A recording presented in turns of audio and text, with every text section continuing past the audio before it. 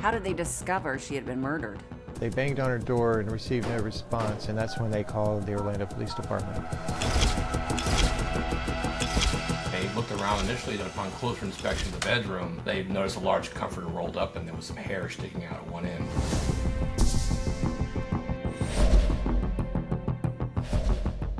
She had also been beaten, and it was clear that she had been trying to fight for her life.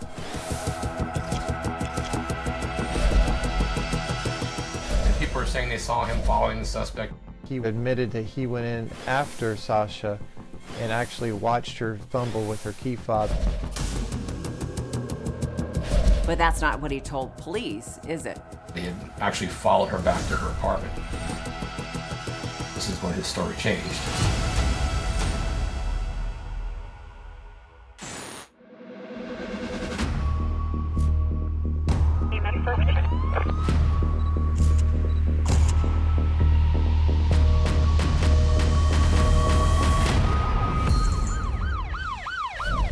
Hi, I'm Nancy O'Dell. Today's Crime Exposé takes us to Orlando, Florida. A young woman was brutally raped and murdered in her own apartment. She lived in a high-end complex with cameras and security, but that did not protect her from a killer. In the end, the perpetrator believed he was smarter than the police, and that was his downfall. An October morning in Orlando, Florida, 27-year-old Sasha Samsudean had stood up her breakfast date. And when morning turned to afternoon with no word from Sasha, Sasha's friend Anthony grew concerned. They were supposed to meet for breakfast in the morning, and he hadn't heard from her, and he gave her a little bit of a break because he felt maybe she had overdrank that night before and she was sleeping in it a little. But as the day passed, he got worried and he started calling friends and looking for her. She had been out the night before with some friends, and they were out drinking, and she lived very close. She decided she'd rather walk home because it was very close, and that was the last time that the friends had seen her. Anthony said that Sasha wasn't answering her phone and believed that she may have been hungover. She had scheduled to go to a baby shower, and she hadn't shown up, and that was very uncharacteristic of her. Anthony and two of her friends went to her apartment to go check on her. They arrived in the apartment complex and noticed Sasha's car in the parking lot. They also saw the baby shower gift still in the car. They banged on her door and received no response, and that's when they called the Orlando Police Department. Hi, I need to fill out a missing persons report. We went to her apartment to go check. She's there, and she's on here. And what is her first name? Her first name is Sasha. That one was the last time you saw her? Describe the scene when police reached Sasha's apartment. When the officers came, security let them in, and they looked around. Initially, didn't notice anything, but upon closer inspection of the bedroom, they noticed a large comforter rolled up and there was some hair sticking out at one end. Obviously, if someone's perished and rolled up in a concealed inside of a comforter, you have a crime scene, you have a murder. So they immediately backed off and contacted the detectives. This entire apartment's a crime scene. You're going to keep it secure until a medical examiner can process the remains, and then go about processing the apartment. Detectives searched the apartment for any evidence that might have DNA on it. In the bathroom, they noticed the toilet seat was up, and Sasha lived alone. They thought this was odd. A closer examination revealed latent prints were able to be recovered from underneath the lid of the toilet seat. There was also a partial shoe print on the floor. Detectives smelled a strong odor of bleach, which indicates that someone had tried to clean up the crime scene. Nowadays, the draw in downtown areas is to be in a secure facility. You'll have a nice secure area that's patrolled by a security guard, and usually a key or some kind of electrical proxy key that allows you in and out. When there are no signs of forced entry, immediately we go to think it's someone they knew or someone that earned their way inside through a position of trust. Generally, you don't find people inside an apartment that don't belong there unless they've broken in or they've been let in. Police were hopeful that the building's security cameras could ID a suspect in the murder of Sasha Samsudean. In the meantime, they went back to her friend Anthony, who had made the welfare check call to police. Detectives then questioned Anthony again, since he was the first person who made the call to police. Anthony was cooperative and continued to recount the night before. He also provided DNA. Well, detectives met with the security guard who was working that night. He remembered Sasha coming home because she was extremely intoxicated. He observed Sasha with 2 other women, and they could not get inside the building because she did not have her key. They determined that the victim had actually obtained a ride home in an Uber with 2 girls. The media was asked to help in identifying these 2 women that accompanied Sasha that night. Police are asking anyone who was in the area of North Orange Avenue and Mark Street early Saturday morning to please call them. These 2 women came forward and were willing to assist in the investigation. They said that they'd seen her walking and she was intoxicated, so they convinced her to get in the car. And they brought her actually right to the front of her complex, and that's where they saw her talk to the security guard.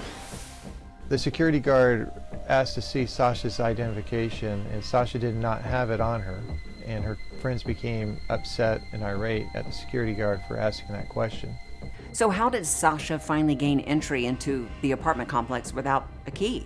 The security guard on duty recalled the victim had come home that night and didn't have the fob to get in, and she was with 2 females. And they got in a little bit of argument because the security guard wasn't letting her in, but an individual who knew the victim was actually outside, saw her, and said, I know her, and he'd let her in. So she went in and the girls went home. The security guard stated that another male resident let her in, but did not see where she went after she had got through the front door. From the key fob records, police detectives were able to determine who the male was. They were able to locate the individual who let her in at that time, and they were able to track him down in this unit. And he was very cooperative. He confirmed what the witnesses said. Detectives met with Sasha's friends and family to retrace her movements after leaving the bar. They looked for anything that might be a clue or a person of interest in her death. When Sasha's autopsy was completed, it confirmed everyone's worst fears. The cause of death was strangulation. The medical examiner noted that her shirt and bra had been ripped and she had no underwear on. There were obvious signs of bruising on her neck and her body. She had also been beaten and sexually battered by an individual. Her hands were covered in defensive wounds, and it was clear that she had been trying to fight for her life. She was beaten and raped. They also located some DNA on her chest and torso. The DNA evidence was critical to finding out who committed Sasha's murder, and it would reveal a surprising suspect nearer to the victim than police imagined.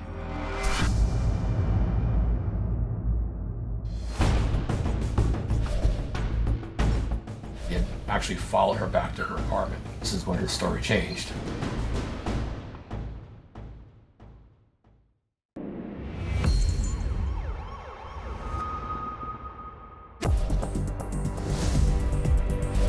Sasha Samsudean had been raped and murdered in her luxury high-rise apartment.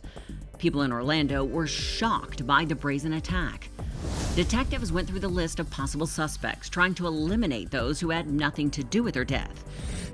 Sasha's friend Anthony and the resident who helped her get into the building had both submitted DNA to police. Anthony was cooperative and continued to recount the night before. He also provided DNA, and he was not a match. They were able to locate the individual who let her in at that time. He was very cooperative, also provided his DNA, and was ultimately cleared. Meanwhile, police talked further to anyone who had seen or talked to Sasha the night before her body was discovered.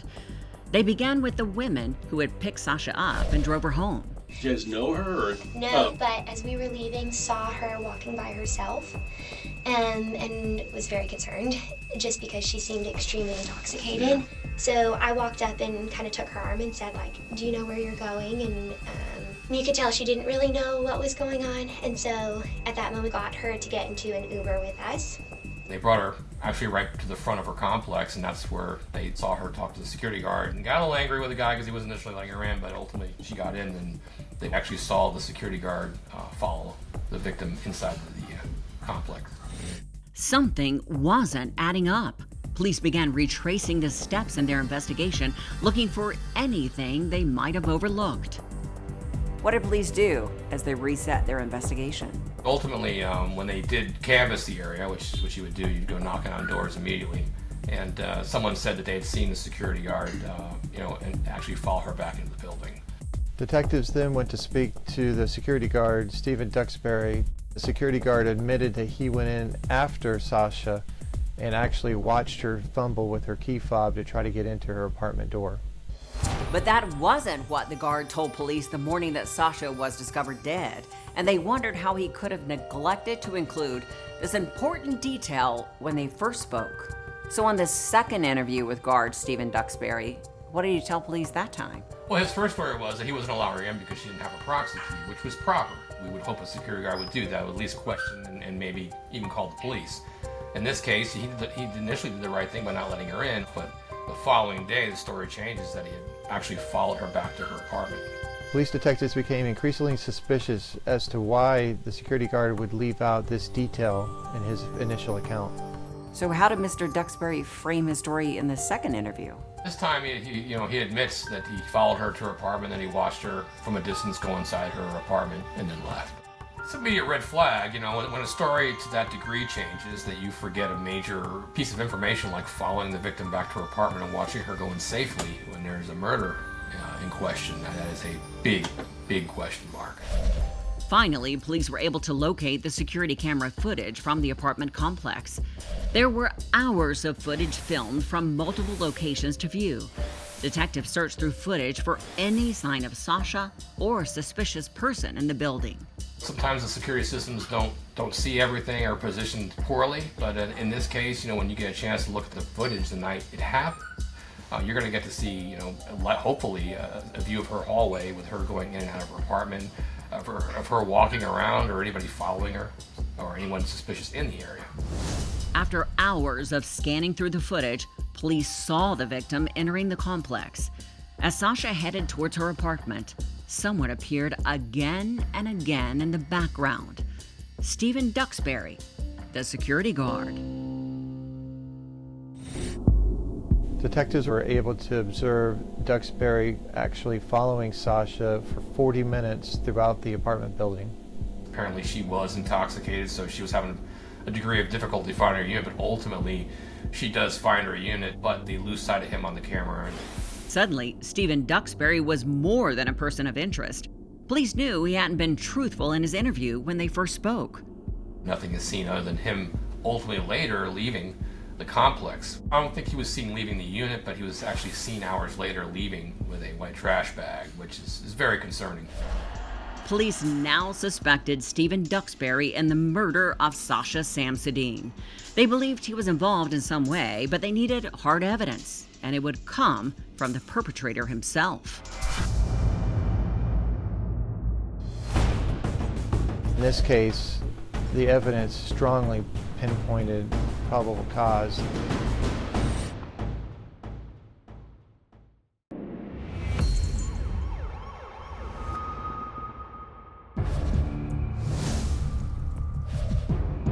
Homicide detectives had identified a suspect in the murder of Sasha Samsudean, the security guard who let Sasha into the apartment complex the night she was killed, Steven Duxbury. All their efforts were focused on Duxbury to implicate himself in some way. They asked him to take a polygraph exam. Generally, with a polygrapher, they can determine when someone's stressed out, when they're indicating they're being deceptive. They develop these telltale signs. So here are the questions I'm going to ask you about that night. Okay. Okay? Yep. Did you enter Sasha's apartment that night? No. During Duxbury's polygraph, the examiner noticed classic signs of stress and deception from a person who has something to hide. Was she stabbed? No. Was she choked? No. His breathing was obviously erratic, that every time he was asked a question, he exhibited these signs of anxiety and breathing faster and his pulse elevating. So that's what we would call failing miserably. The cards were beginning to stack up against Steven Duxbury and the murder of Sasha Samsudean. All the evidence pointed to the security guard. So what were police thinking at this point about Mr. Duxbury? At this point, when he changes his story, and people are saying they saw him following the suspect, we have enough circumstantial evidence to get DNA and fingerprints, obviously, if he's has indicated some deception and his story changes. Ultimately, his fingerprints and his DNA come back to the evidence found in the bathroom, the fingerprints under the toilet seat. There's also a footprint from one of his shoes that was found on the floor, and additionally, his DNA that was taken from the victim's torso. Police detectives submitted the latent prints to be matched against the fingerprints, and it was a match. Also, the DNA was a match, and the shoe print in the bathroom was also a match. As a detective, you always wanted to have a resolution for the family, and in this case, the evidence strongly pinpointed and developed probable cause that Duxbury was the murderer.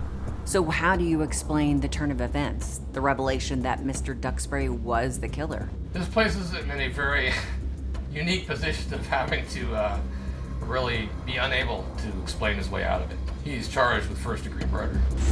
Steven Duxbury was arrested for capital murder and the burglary of Sasha's apartment. When you enter any type of structure or conveyance with the intent to commit a crime inside, this is considered a burglary. By entering this unit, obviously by force or by deception, he committed a burglary because he committed offense therein. It was a cruel irony that someone who should have protected Sasha Samsudean would turn out to be her killer. What stands out in this case is it's unconscionable to think that a security guard who's responsible for saving lives or protecting property is actually the very one who committed a murder in the complex that he was hired to protect.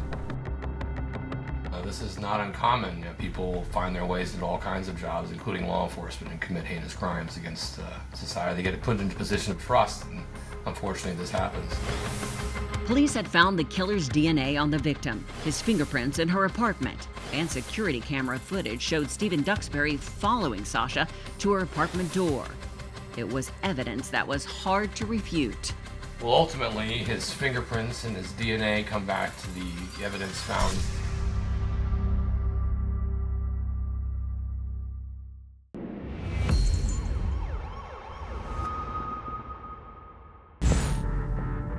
Steven Duxbury was found guilty of first-degree murder, attempted sexual battery, and burglary in the death and rape of Sasha Samsudean.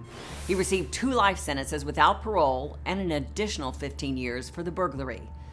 Meanwhile, Sasha's parents sued the apartment building and the security company for their role in the death of their daughter. The murder of Sasha Samsudean demonstrates how critical it is for strict FBI guidelines on security personnel and the importance of security cameras in public buildings and residences. And now, it's time for today's Safety Spotlight. While it's impossible to predict when a crime may occur, taking proactive steps can significantly reduce your risk and enhance personal safety. Avoid walking alone at night, especially in remote or high-risk areas like alleys and parking garages. Let a friend or family member know your whereabouts and when you expect to leave or arrive. Consider carrying a safety device like a personal alarm or pepper spray to potentially fend off an attacker.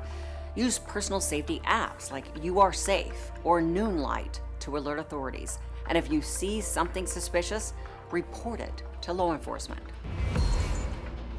I'm Nancy O'Dell. For everyone here at Crime Exposé, please join us next time and stay safe.